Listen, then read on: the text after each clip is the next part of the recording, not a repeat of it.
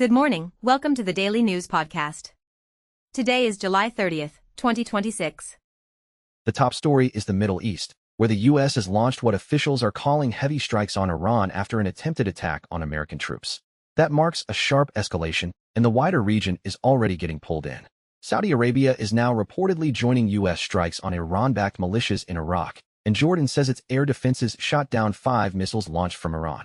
Tehran is denying it's seeking talks, and all of this is putting the Strait of Hormuz right back at the center of global anxiety.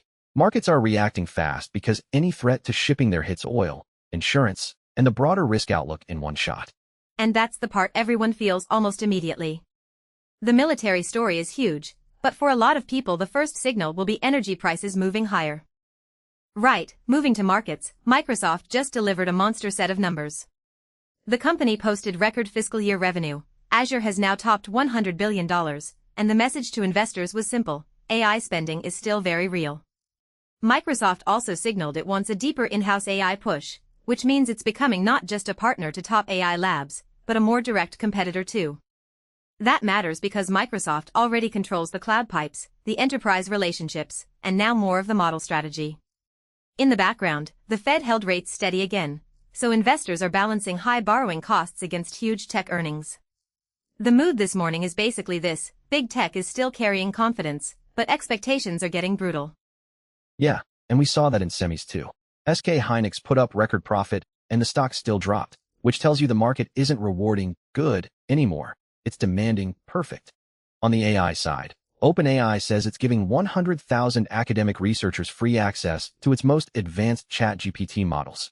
That's a big move because it puts frontier tools directly into universities and labs that might not otherwise have the budget. OpenAI also says 2 API settings dramatically boosted GPT 5.6 results on the ARC AGI 3 benchmark, with better efficiency too. For developers, that's a reminder that model performance isn't just about the model itself. It's also about how you configure it. Bigger picture, the AI race keeps splitting into 2 tracks at once: headline-grabbing model competition and the quieter battle over access, tooling, and who becomes the default platform for research and work. And access can be destiny in tech. If researchers build their workflows around one platform early, that advantage can stick for years. On transportation and tech, Waymo is putting its robot access back on freeways after a pause, and that's a meaningful test because freeway driving is where the safety scrutiny gets intense fast.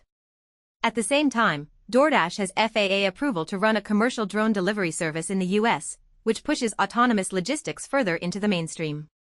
There's also a more defensive tech story today. The US is banning new foreign-made humanoid robots, robot dogs, and solar inverters on national security grounds. So you've got the government doing 2 things at once: opening space for domestic automation and delivery tech, while drawing much harder lines around imported systems tied to infrastructure and surveillance concerns.